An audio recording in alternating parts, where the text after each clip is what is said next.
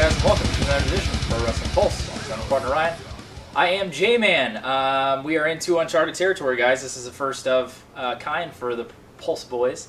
This is going to be the first actual video in the series, not the explanation intro video, for our Exile series. Last time you saw us was the night of Money in the Bank, back in June. That was in June, right?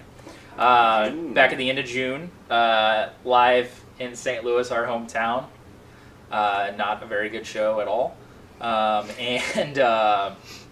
Hopefully you guys checked out all those little special videos we did. We did a day in the life of me and Ryan did. We had a lot of fun making that. It was pretty cool to finally ended up doing that. We've been talking for a long time about doing it, so be sure to check that out. Also, we did the little rooftop parking lot quick review, and then I also uploaded a little video of kind of in the arena, little shots or whatever from where we were sitting. So be sure to check that stuff out. It's the last couple of videos we put up. But this is the first entry into the Exile series that we're doing here. I'm not going to go over the whole concept. If you guys haven't checked that out, pause it. Go check out the Pro Wrestling Pulse Exile series explanation kind of intro video, and you'll get what we're doing here. But for this first video, we're actually filming this the night of Great Balls of Fire taking place for WWE's pay-per-view. So this is going to be, because Ryan has the Raw roster, Ryan's Great Balls of Fire pay-per-view after he took over from, I guess we said Extreme Rules, I guess he said he took over.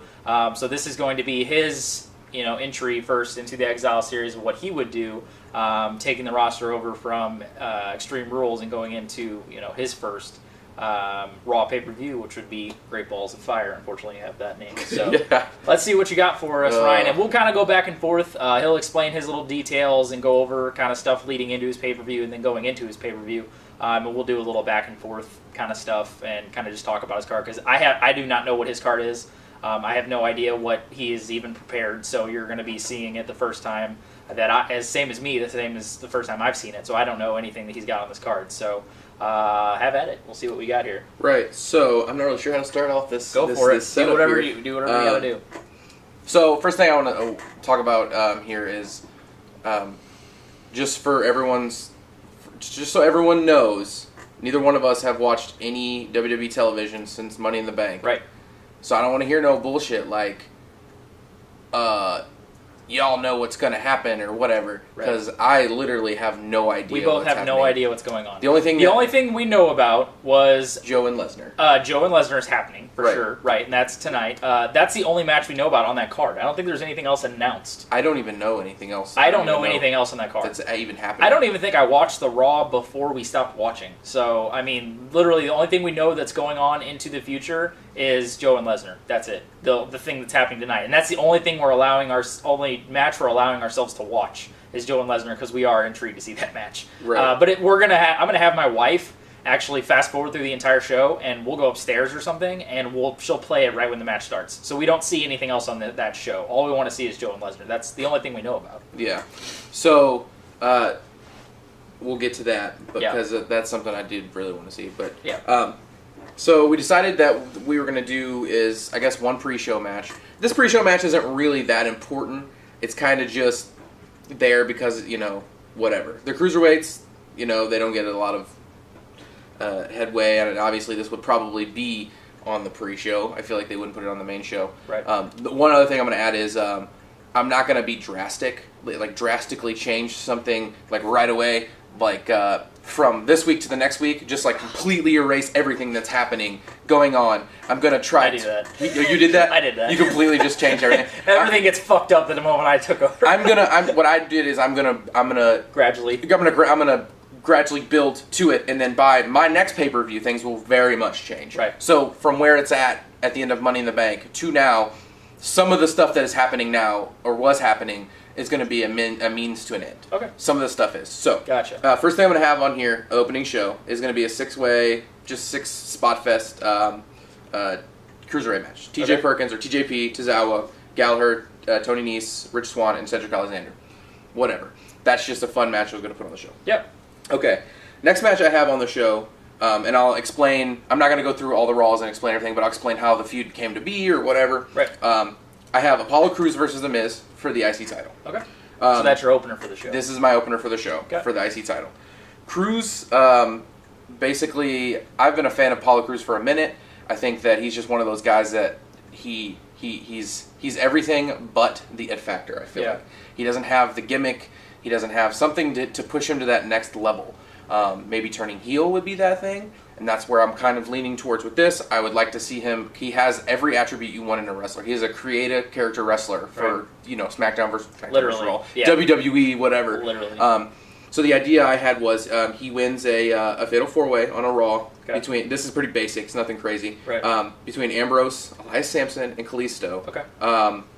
Sneaks a win in, whatever. The idea was I liked the Titus O'Neil brand thing. I was going to ask, are you keeping him with Titus? Well, I'm not going to keep him with Titus. Well, I am for now, but basically what it is it leads into is I think the idea of having the Titus brand just be the gimmick for Apollo Crews would be better for someone who actually could make it to the main event. Titus O'Neil is not going to make it to the main event. Right. That's Titus O'Neil's gimmick as a manager. Right. And I think the idea of having Apollo Crews be the Apollo brand, right, or whatever. We've talked about that before, right? Too. But to me, also, not to cut you off, sorry, but also I think the Titus brand takes the heat off of Apollo. It doesn't. It puts it more on Titus. Right. It makes Titus O'Neil. He's the gimmick in the Titus O'Neil. It's almost like But the thing about Apollo Crews is it's almost like Heyman and Lesnar, except Crews doesn't have that. Yeah. That effect of Brock Lesnar. He doesn't have putting him over so much. That where everyone's like, God, Brock Lesnar. So that the thing about Apollo Crews is he's a guy that is too nice. He's too nice. Right. So the idea with this is I was going to change up the gimmick a little bit. Basically, the idea was he wins this match from the lead into Great Balls of Fire. I was going to have just dissension between him and Titus O'Neil, and then be like, I don't need your brand. I can make my own brand, and almost becomes a politician for himself. Yeah. Kind of creates this whole persona where he wears suits. He comes out almost like he's trying to win an election. Yeah. He has stickers with the Apollo, 2017 on it, and he hands them out, and he has rally towels, and he's the Apollo brand, and he doesn't wear fucking green and look just super generic. I'm going to make him wear all white, and he's going to look very clean, and he's going to look almost like a businessman. So he is taking on a heel role. He's basically going to transform into a heel. Yes. It's not, I would say with the, passing things out and doing the whole rally towels, that comes off a little comedic right. A little bit. So here's the idea I came up with, and I try to come up with a clever phrase for him to say or something. Yeah. Something along the lines of, something like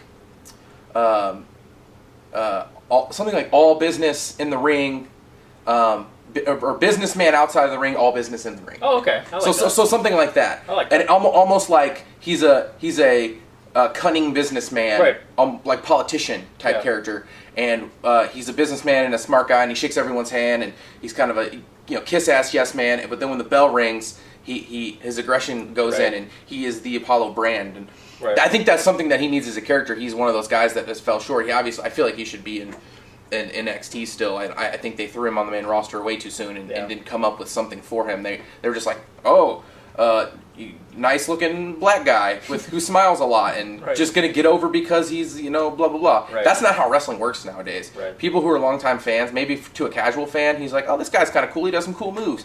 No, that's just most people don't just care for just a guy anymore. Right. You know what I mean? You have to have some kind of shtick, something to keep you moving. That's the reason why a guy like, and I hate shitting on The Miz here because he's one of my favorite characters in wrestling right now because he reinvents himself. He's always that heel and he does a good job. But he kind of takes the L on this match here. Apollo Crews wins the IC title here, and the dissension leads up to this where Titus O'Neil is still with him. Okay. And he wins the IC title, and he starts becoming that Apollo brand. So character. it's like it can't his idea of not needing Titus came to fruition and validating the fact that he doesn't need him because he did it on his own or whatever. Right. So would this match be heel? I guess tweener for Apollo. Tweener for Apollo, yes. It's more of a just get the title off the Miz for Apollo to have the IC title. I think a guy trying to create a gimmick and come up. I think the IC title and for a businessman character to be like, well, I have this credibility because I have this title and blah blah blah. True. I think that kind of vilifies and validates his character a little more, makes it a little better the stretch of his character. I think it would look good with the IC title too. And especially wearing all white. That's the reason. And I wanted to make him look sharp and have his. I almost had the idea of have him come out to the ring like in a suit. What's the guy from New Japan? The guy that wears the suit. Naito. Not like Loki, where he wears a suit in the fucking match. He looks like Hitman. Right. But yeah, it comes out in a suit. He comes out in a suit, maybe. You could just rip it off like Jim, like a fucking or like Cesaro wearing a suit. Yeah, I guess that's something along those lines. That's true. But that was the idea, and that's a storyline and a character that I'm going to continue to build through my whole Exile series. Something I've wanted them to do with him. He's a great worker, and he's going to be a kind of a vocal point of me leading to some interesting stuff. The idea is, I feel like he's he's nowhere near The Rock. No. At all. But when you saw The Rock when he was Rock Maivia, and people are like, blue chip, this guy's a blue chip, and he looks the part, and he's great, and blah blah blah. If he can just find that thing, when he was with Nation of Domination, he turned heel, and then that's when everything changed for him, and he changed his name to The Rock, or maybe I haven't decided yet. Maybe I just call him Apollo, or just Cruz. Yeah. Just Cruz. You know what I mean? Like just one name, Cruz, like that. I don't know, but that's something I'm going to lead into. This is just for this first pay-per-view, but this is an idea for something I want to do. Good stuff. So next, this was kind of something that, like I said, it goes to me trying to come up with a way to not just throw something together, kind of go along with something that's going on now, and then lead in. I have a number one contenders match, a triple threat between Rollins, Reigns, and Baylor. Okay. The idea behind this is, I think, and I know J-Man has had the same feeling about Baylor for a while, is he seems very overrated. I think he feels they want to make him feel bigger than he actually is. And I think the way to make him feel bigger than he actually is actually make him that demon character all the time. Yeah. Have him come to the ring like that. Be mysterious. Don't talk. Like, just show up, in the Raptors like Sting. That'd be kind of cool. Like, just be in that mystique. Don't talk. Don't just be that mystique. Be that demon character. Whether or not in real life he's like, I don't want to be known as the guy who's the demon. Right. I want to be known as Finn Balor, the guy who can wrestle and can be the whole package. Fuck that. Finn Balor is the demon in my story because he has to be, and that's the only way that I care about him, at least in WWE, because he's just not. You just don't care about him. You just don't care about him as the way he is now. Yeah. He got hurt and lost all his steam when he first came in, and when they did that draft and they had that Raw, which was one of the best Raws in a long time. Yeah. With that main event, he won. That I actually was like, okay, this could be good. And then he came back, and he just feels so dry and just very vanilla, just bland and lame, and I just don't care about him. So this idea is specifically to get Finn Balor over here. It's a triple threat. Finn Balor wins. Afterwards, cuts a promo saying, no matter who wins the main event, which I'll get to, I'll just give it away now because it didn't change. Because if this was how I was booking to Great Balls of Fire, I would have done something with Brock Lesnar facing somebody, Samoa Joe or somebody. Right. That's how. But the idea of Joe and Lesnar was something I wanted to see forever. So that is my main event for this show. You kept it. I kept it. I had a feeling you would. I kept it. So the idea here is the promo he cuts afterwards. He says, whether it's the Beast or it's the Destroyer, I got some demons I need to release or whatever, and then it culminates he's gonna ejaculate all over them. Yeah, he's gonna and then the lights cut out and the whole demon idea comes and that's he starts becoming that mystique and that character because that needs to be done. Yeah. For me, I don't know why they just kept it as a NXT thing now. For now, I don't know if he's done it since we've not been watching, but that needs to happen. Yeah, he's kind of doing just the cool guy. James Dean wears a jacket, leather jacket thing, guy, and that's boring. Yeah, that's boring, and it doesn't work. There's nothing there for me as a fan. So do you think? Because sometimes I thought like I do think that the most intriguing thing about him is pretty much that. Because like we've talked about before, I think his matches are pretty generic-y. I think they're a lot of the same. If you see one Finn Balor match, you've seen them all, to me. But the mystique of that gimmick is cool. The entrance is cool or whatever. One thing I thought about it is if they continue to do it so much, it would kind of lose its luster. So I don't know if maybe... Would you? How would you like? Would he just in every single Raw match he would come out? I was gonna make him like, and I know this. I don't want this to be a shit on a rip-off of Sting, but I wanted to make him like a Mystique WCW Sting when Sting first came in and was wearing the black and white. I think the cool thing about that is maybe not have him just work matches on Raws and maybe have him work more pay-per-view matches. Yeah, because Sting did Sting ever work a fucking match on the Nitro? No, he always came out and beat everybody down. Right, when he was the Crow Sting, he was just up in the rafters creeping people out or coming down for beatdowns or saving people, which I think that would be a cool thing. Right, he could just have him just be the protector of people, maybe being the demon. And that's the thing. That's the thing I wanted to do was make him not really a ripoff of Sting from WCW, but I never thought about that, but that's a really cool idea. But make it to where he has that feeling, that mystique in that. Yeah, you could put two and two together. Right. You could, and that's something I think even the casual fan and the hardcore fan would be like, okay, this is interesting. They're going to make him not talk. He's going to do this whole ordeal, and that's the game plan, at least leading up to, I've only done just this pay-per-view so far. I've come up with some ideas leading into some stuff I want to do more, but this is just a come together setup. Right. But that is the game plan, is to almost make him like Sting when he came in and actually have some sort of mystique about him, some reason for me to care and the fans to care about him. I think having it like it is more of how Sting was at WCW, where you didn't see him much on a weekly basis. You just kind of saw him when you needed to see him. Mm-hmm. But I mean, if he plays that demon character and he was in match after match after match every single Monday doing the same thing, it would be too much. But I mean, if you have it like I could see it. I could see something if you have him be like a Sting where he comes in at moments, have Lesnar just ripping ass against a whole bunch of dudes or whatever, and then have him come out of nowhere or something. Right. That would be sick. That's kind of the idea. And like I said, I didn't want to rip it from Sting, but it is almost kind of a Sting idea. Yeah. And that's where it leads to. And it is exactly like you said. It's not going to be a thing where he's on every weekly show. Right. He's going to show up randomly, but he's going to be that luster is going to be there because you're not going to see him all the time. Right. It's just like the idea. I mean, I know it's not going to be as long as a Shane McMahon. But when Shane McMahon came back, that was one of the biggest pops I feel like I've seen in forever. It was. And him just coming in and out and doing that's going to be the vocal point. Yep. I'm not trying to skip over certain guys and stuff, but the storylines and lead-ins and stuff go with just the wrestlers that I'm talking about specifically right now. Right. So Balor wins. He gets a clean win here. It doesn't really matter who he pins. Reigns. Reigns. Don't want to pin Rollins. We'll say Reigns. Yeah. I'm not going to talk about you burying Rollins in that triple threat. Yeah. You're right. But Balor gets win there, and that's the idea of something I'm going to lead into with that.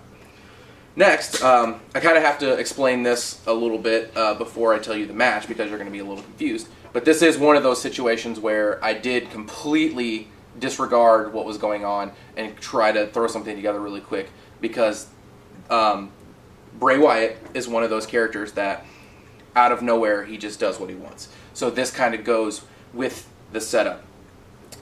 Bray Wyatt comes out on Raw, cuts a promo, says, I've been there, done that.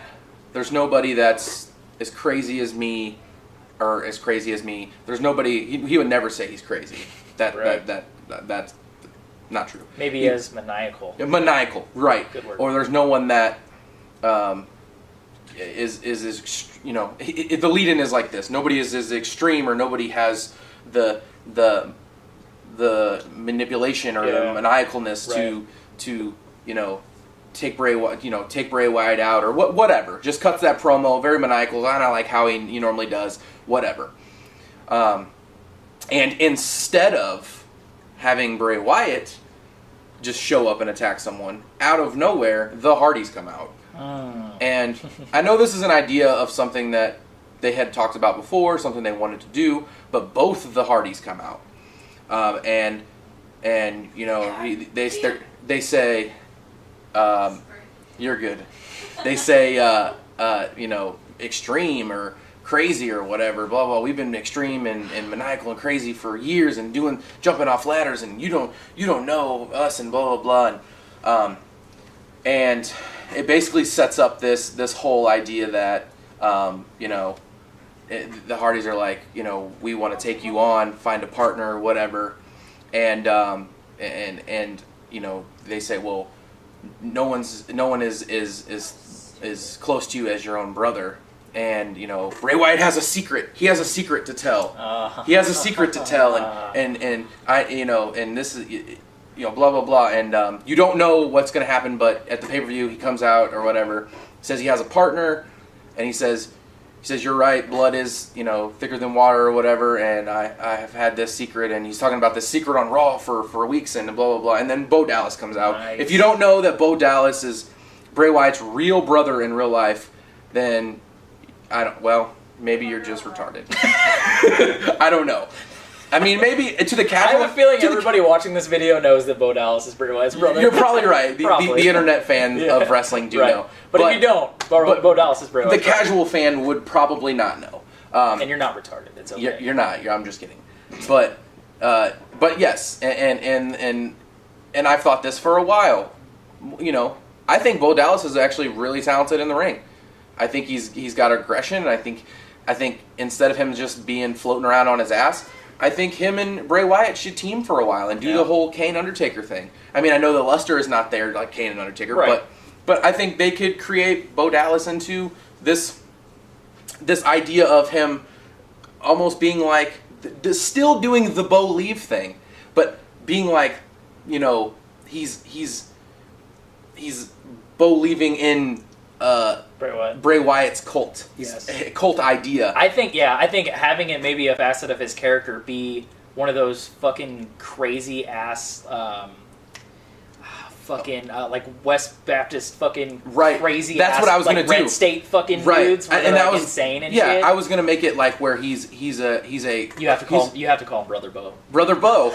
Brother Bo. You have to call him I didn't come up with that. No, that's totally entitled to you. I'm letting you have that. He has to be called Brother Bo. Brother Bo. But the idea is he's a loyal follower of Bray Wyatt, and obviously Luke Harper and the other guy did that, but this one feels more legit. But he completely disregards the fact that he's Bray Wyatt's brother. Bray Wyatt has got Bo Dallas, at least in the beginning point, this portion of the storyline, I guess, has him convinced that he's, you know, a spokesperson. He's it's almost like Bray Wyatt knows that Bo Dallas is his real brother, but Bo Dallas doesn't know. Almost like how the crazy ministers talk about their God. Bo Dallas, Bray Wyatt could be Bo Dallas's God. Yeah, basically. But you know, and it's his brother. But it's his brother. But they don't make it. But he goes brother, but he refers to him as like a brother, like brother or like father like priest, like father priest like that, and then Bo Dallas doesn't realize that he's been brainwashed or something to you know that this is my brother and this is my secret, and that's the whole idea. And then have the Wyatts feud with the Hardys. You know, obviously something. I guess you could call him Bo Wyatt. Bo Wyatt. Brother Bo Wyatt. Brother Bo Wyatt. But just Brother Bo, you could just do too. Yeah. Brother Bo. I think same as how it would be like fucking like brother, or what was it, Bully Ray, or no, not like Brother Ray, but it was like Bubba Ray Dudley, but would you call him just like Devon, wasn't Devon, or it was something. No, I'm not talking about that, but it's like how you add a word in front of that, but you just call him Brother Bo, but his full name would be like Bo Wyatt. Yeah, and I think that would be a good idea, and I think to that, and I think some and to some people, I feel like the idea what we're trying to do here with this Exile series is make the product more interesting for you wanting to watch and for us wanting to watch and what we would want. But I know that a lot of people want to see the Hardys split, and that's something that people want to see. And I kind of don't want to split them up yet, but I think people don't want to see Wyatt in a tag team. I think they want to see him as a singles guy. But I think where he's at, floating around right now, he needs something. And this idea of brothers versus brothers is storyline builds itself. Yeah. It's a whose bond is stronger, kind of thing. Right. And that's the idea, and it leads into them just having a 2-on-2 singles match could lead into some crazy stuff later on. Well, another thing you can do is you could build, instead of doing the Wyatt family, you could have it be like the Wyatt cult, and you could build a cult with the brother Bo thing, and having Bo Dallas recruit cult members for Bray Wyatt, while Bray Wyatt just sits in his rocking chair. Yeah, and that makes more power. Oh gosh, yeah, and then have almost have like it would be kind of hilarious if Bray Wyatt sat in the rocking chair, rocked, and then they had brother Bo. Like holding a book. Yes. Like holding a book. In the background behind him? Yeah. Wearing a white suit and having a mustache. Yes. Like a black mustache. Oh, would you have him have a full beard? I'd have him have a goatee with a rat tail. Or just not a full beard. Not a full beard, just a creepy ass. But a long goatee. And holding a book. Almost like Truth Martini. Like he's like the House of Truth. Yes. He's but the thing is, Bray Wyatt doesn't need a spokesperson. Yeah. Bray Wyatt is he cuts the promos himself, but having that set up... I could see Bo Dallas, because Bo Dallas is genuinely entertaining. He's an entertaining guy. He is. The shit he does, I mean, the funny stuff that he did with Curtis Axel was fucking great. Mm-hmm. Seeing him go mentally insane in this fucking gimmick would be genius. It would be really, really good. Because he could be... Because Bray's not really like... out there. He's very manipulative and not introverted, but he's very inside, like from within. It comes from.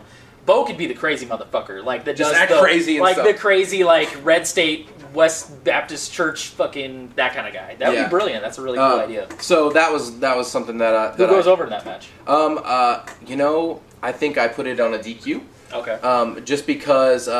They're crazy. Yeah. It's crazy, and never they know what could happen there. And they DQ it, and this is something that a feud that I want to continue to see what that push leads to. and push into. Have it be a DQ on the Wyatt side. Obviously, the Hardys are the faces in this, but yeah, it's one of those things.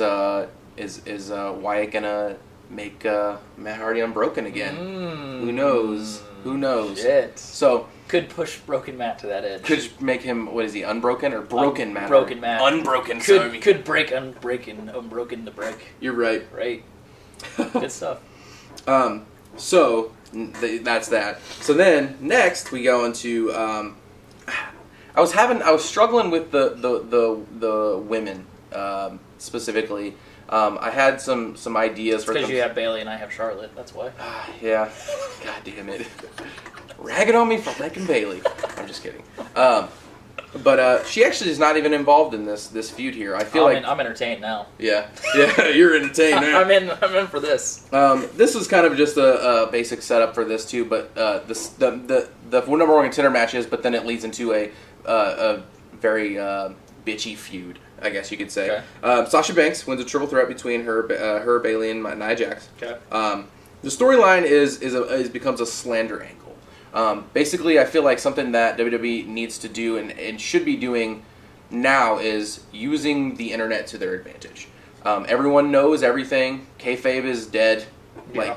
Things so quickly. That's one reason why we stay off the internet, trying to not be on any spoiler sites, not try to be on anything to see what's happening for SummerSlam. We wouldn't even have to know what's going to happen at this pay-per-view because we could probably find it out online. Yeah. Literally the way it is. Yeah, I could watch highlights of it literally 20 minutes after the show's over. Someone has it posted somewhere. I wouldn't even have to get the network if I didn't want it. Right. But the idea is the storyline is a slander angle with Bliss causing drama on Twitter. Okay. They use Twitter as an angle, and sometimes they use Twitter. I think this is a good example of using social media to build a dramatic storyline between the ladies. Basically, Bliss calling out Sasha on Twitter, saying she's phony, saying she's not really a boss, saying outside of the ring she's this sweet, lovable girl and all this, and she's she's not as tough as she looks when she puts that gear on and gets in the ring. She's a phony. She's a fake. She's a fake, and the thing in wrestling is your character is fake, but in real life, Alexa Bliss claims to be a mega bitch, and you feel that in her character. Right. And she's like, you pretend to be a bitch, and you pretend to do this and do that, and I really don't give a shit. Like right. you do it, but you pretend, and they have a Twitter feud, and they it all goes along with social media. And then I had this idea where they were even making YouTube videos, just shitting on each other and taking advantage of the internet completely, like using all different platforms of social media, the internet, different things. And I think that's a good idea to start an angle or start a feud, because the casual fan of wrestling, I feel like, is more on social media, the WWE Twitters and stuff like that, knowing information before it happens. So setting up angles that way, people are like, oh, did you hear about Alexa Bliss talking shit, blah, blah, blah. That's the whole idea of this. I do have Sasha Banks going over here, getting the win. I think that when's the title then? Winning the title? Yeah, I have her winning the title. I have her winning the title from Alexa Bliss. Okay. I think that one thing that me and you have talked about previously is the ridiculous passing of Candy. Yeah. And I think Sasha Banks deserves a well-deserved title, decently long title. I am quite frankly actually shocked about that, because of how much you've talked about how you don't like seeing Sasha or seeing her talk or seeing any of that kind of stuff. I'm kind of surprised. I thought you would keep it on Alexa. And that's the thing. And the point being is, I don't want Sasha Banks as a face. I want Sasha Banks as a heel. So would this turn her, or would it? How would that work? Because it's going to be hard to turn heel over Alexa. Right, and that's not the game plan. Right. It's not to turn her heel at this immediately at this moment. Right. But I want the belt on her, and I want her to be a heel, and I want that setup because I mean, what's the best thing that you could possibly do on Raw between the women, which is give the fans quite possibly the best women's feud you've seen in years, which is Bayley and Sasha. Exactly. I can't think of another women's match I've seen that's been better than the one that they had at Brooklyn. Yep. So I mean, why not try to push that forward and maybe make that a thing at SummerSlam? Yeah. There you go. You know, can't blame me for doing that. I'm not giving that away. I'm not saying that that's what I'm gonna do at SummerSlam, but I'm just saying it's what he's doing. Damn it! It's what I would do. I mean, why did I do that? Shit, I mean, with the roster you have, it's probably the exact same thing I would do. I probably would book it the same way as have Sasha go in with the title too. So that's a smart way to book it. And that was the angle there. The angle just specifically for Alexa. Would you make that match a loser has to delete their Facebook account match? Loser has to delete their Twitter or whatever. No, I would just say it's just singles. But yeah, I get what you're saying. I understand the idea. But yeah, no, I don't know.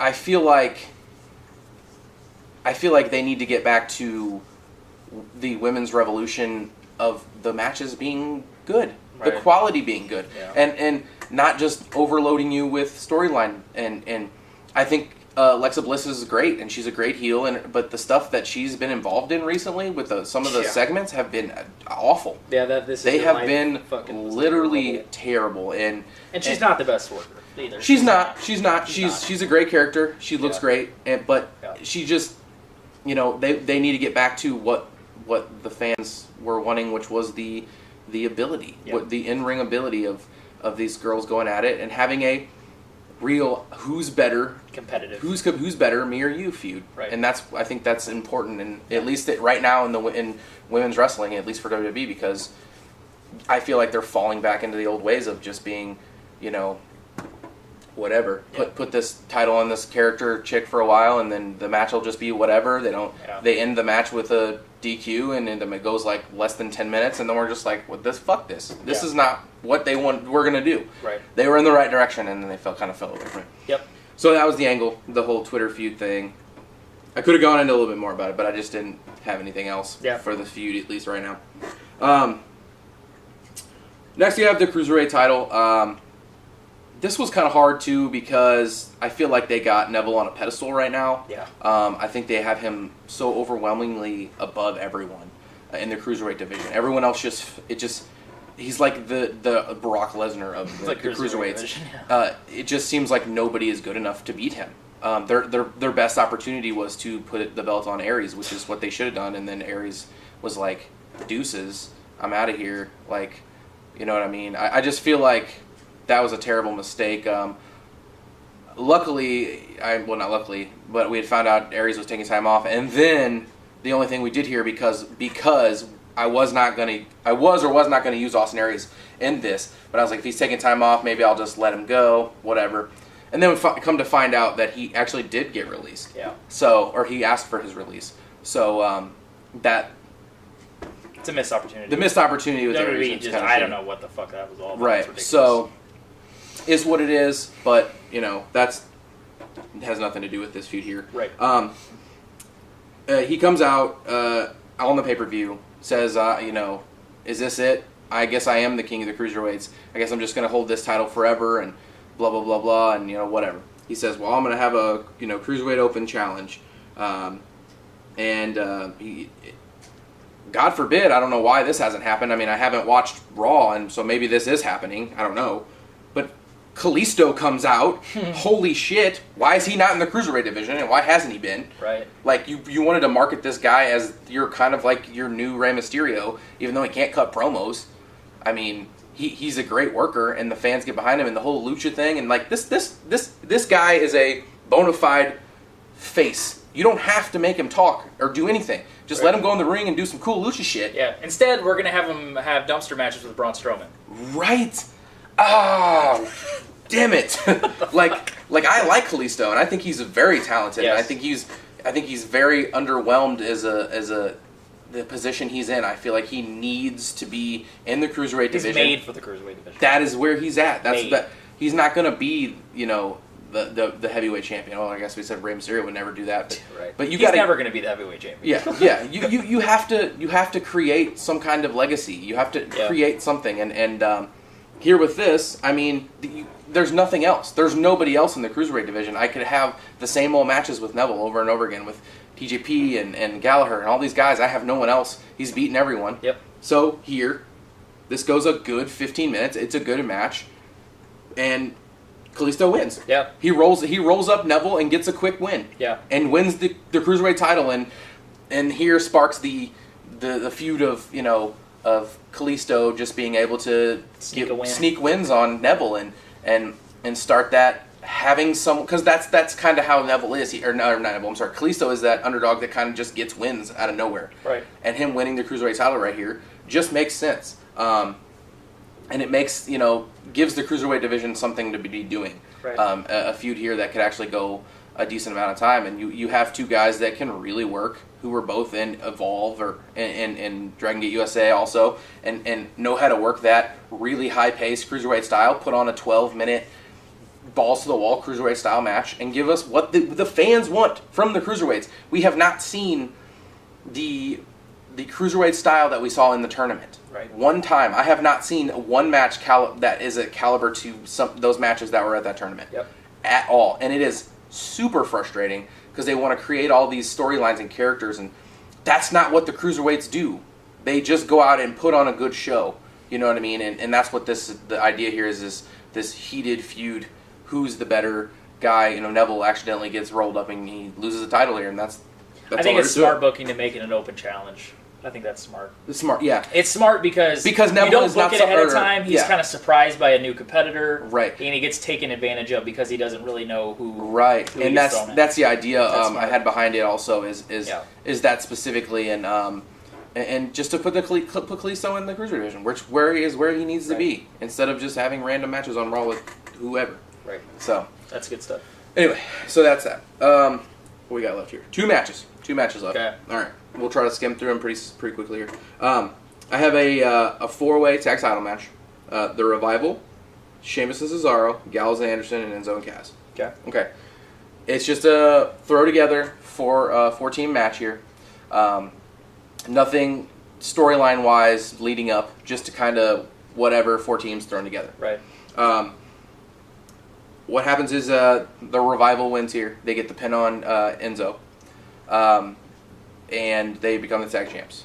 We're going to take that, and we're going to put that over here because that's not important. Okay. They just won the tag titles. That's all that matters right now. What's important is the stuff that happens after this match.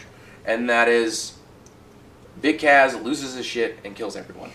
Literally destroys everyone in this match. He goes on a rampage. Basically says that he can't win with Enzo. Enzo's getting beat up all the time. He's holding him back, and that's how you split them up.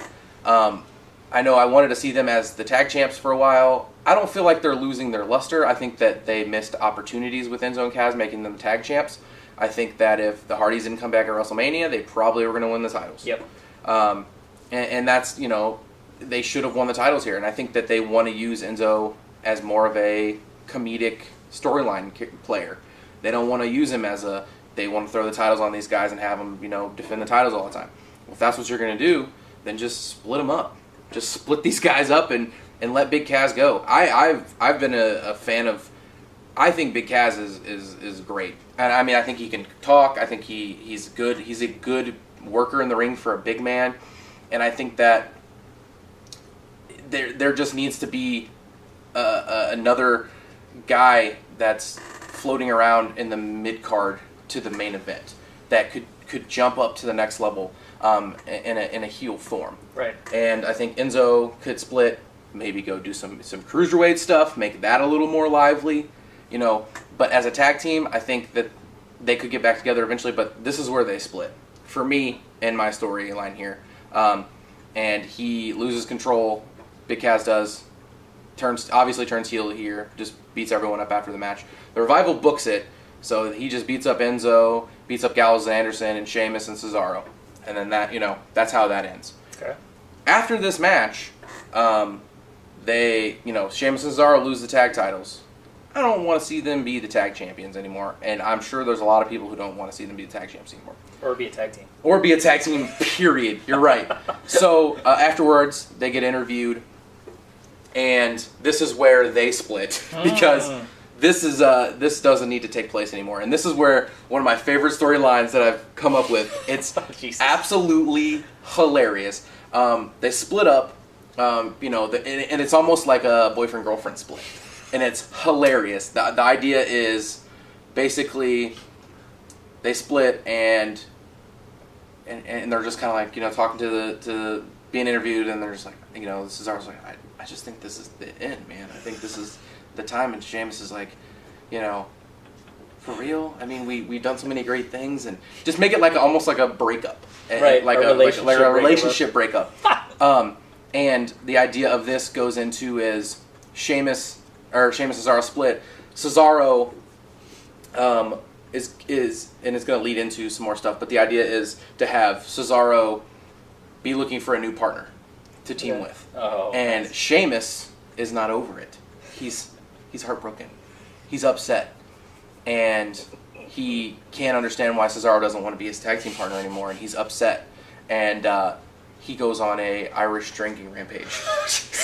And I came up with this whole idea and this character for Sheamus, where he's so upset that he's fake drunk when he's in the ring wrestling. And I don't know if he could ever pull this off in real life. Oh, he probably could. But it's almost like a drunken style. So he's in the ring wrestling and he's just drunk and he's falling around, but it's one of those things like the New Day when they first started, or something random that just kind of doesn't make any, like Damien Sandow. People catch on to it, and then they start to love it. Yep. And the Sheamus becomes this lovable, heartbroken drunk guy, and this leads into. That's good. I haven't found anything for Cesaro yet, but I have this idea for Sheamus to have his own show on Raw.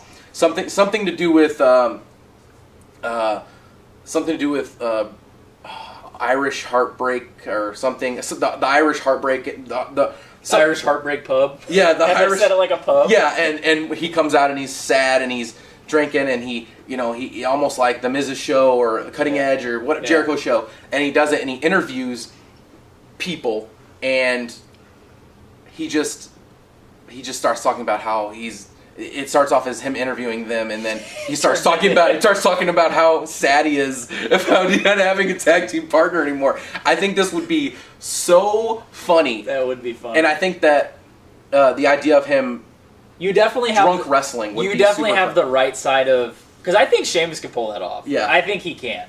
Because he is a... Because Cesaro wouldn't be able to pull something. Yeah, and I think he's a... Sheamus would. I think Sheamus can be a lovable... Oh, for sure. ...character. I think that people... Kristen would love that. Yeah, and right. And I think that he could pull that off, and right. That's something I wanted to do. I not just wanted to create matches. That instantly makes me care about Sheamus a lot more. Just because it's fucking random and so funny. And it's super funny. I think it'd be so... The heartbroken Irish guy who broke up with his tag team partner and can't get over it, and he's so heartbroken, and he just drinks all the time, and he's...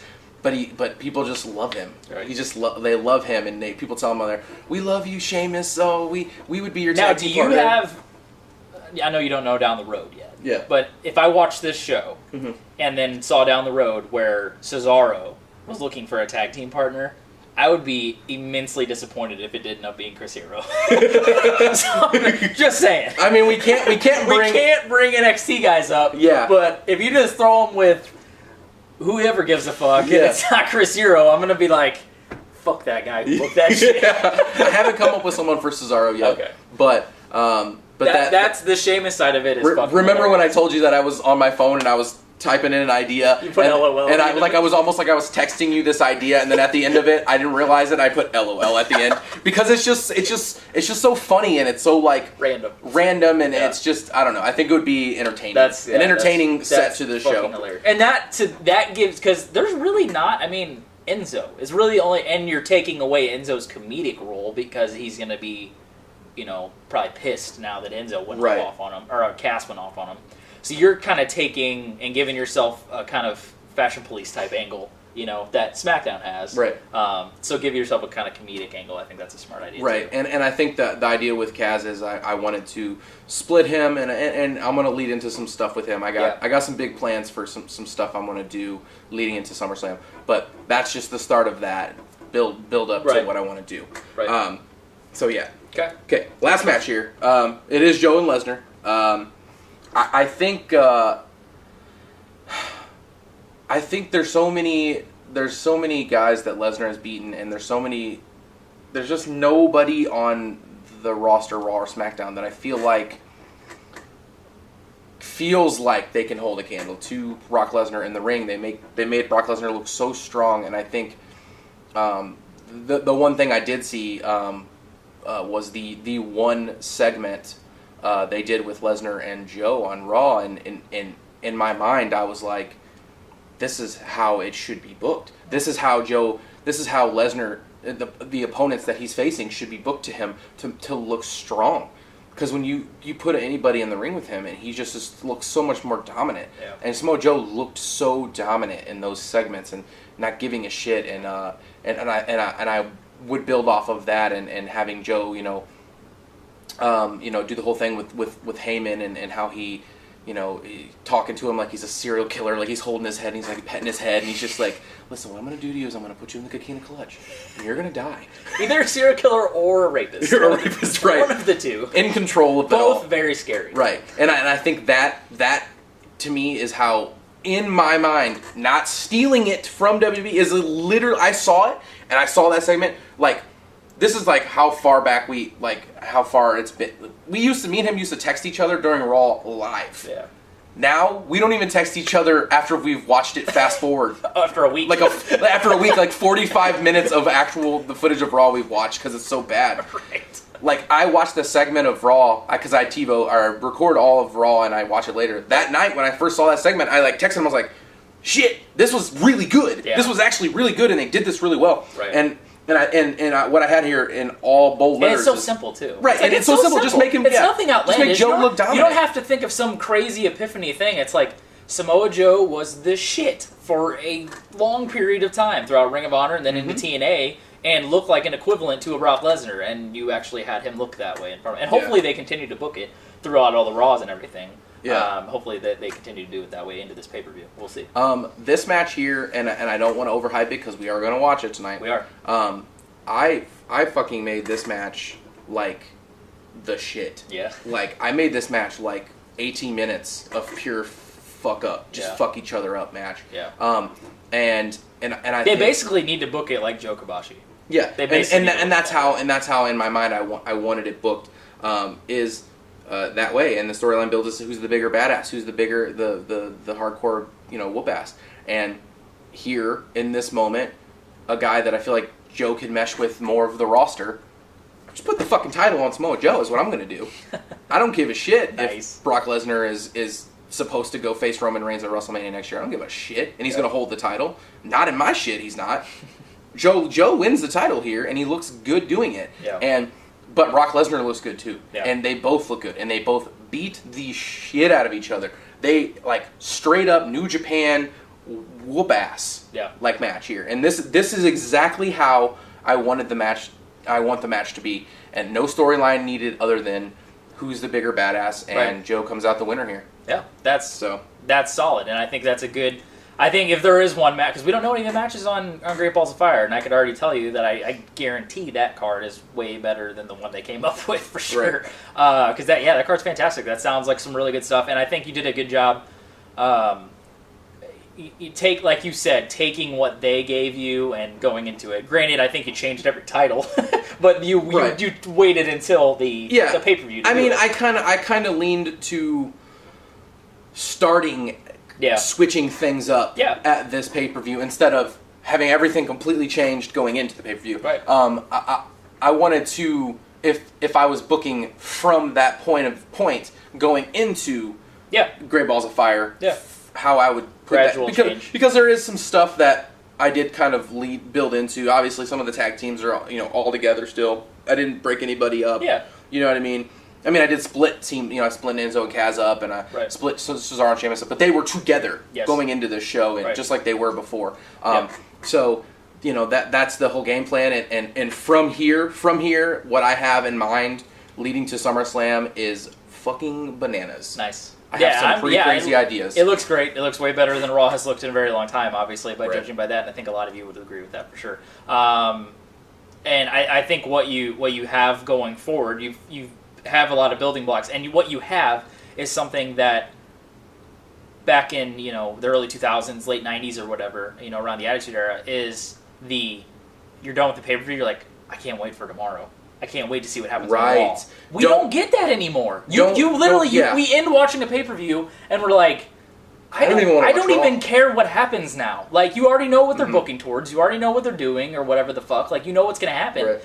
Like, on his Raw, anything can fucking happen. Anything that it's just like, holy shit, now that happened. Like, what's going to happen with Enzo and Cass? Or what's going to happen with the new Wyatt thing? Or what's going to happen with, Joe winning the title and taking it away from Lesnar when we all thought Lesnar was going to hold the title forever. Like, what's going to happen with Baylor? Or what, there's a lot of things where it's like, I can't wait to see what the next thing that Raw is going to do, which we have not said in a long time. So I think what we're trying to do. That's a fucking great start. I can honestly say I have a lot to build up to match that. I honestly don't think I'm going to. I think that was some really good stuff. For my Battleground card that will be coming up next for SmackDown, I went about it a little bit different than Ryan did, and you guys will see that on the next edition, the next installment of the series for the Exile series, when I give you my SmackDown Battleground card after I took over from Money in the Bank.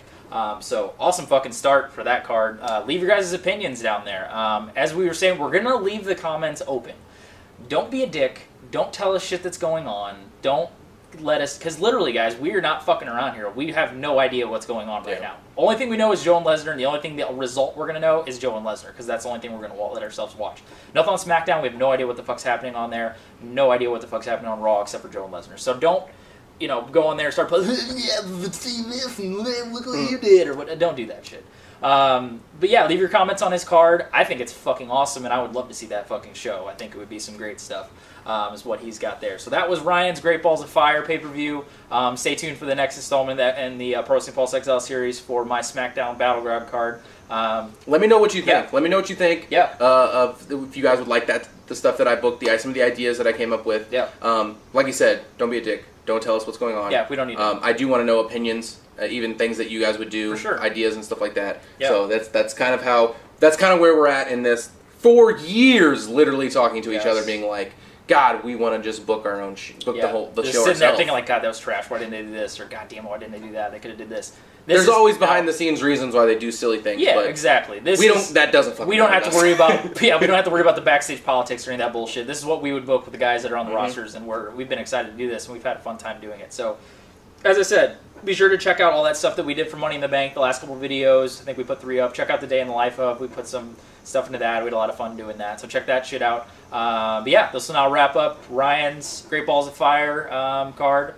You'll be seeing Ryan's stuff next for his Raw on our SummerSlam our SummerSlam combined pay-per-view, I guess, on the Exile series, which would be the, I guess, finale of our Exile series for at least the cards that we book. Might do something after, but yeah, stay tuned and be sure to check out my J-Man's SmackDown Battleground card coming up next. But yeah, this will now wrap up another edition of the Pro Wrestling Pulse. For my partner Ryan, I am J-Man, and thank you for watching another edition of Pro Wrestling Pulse. Pulse, Professional Wrestling World.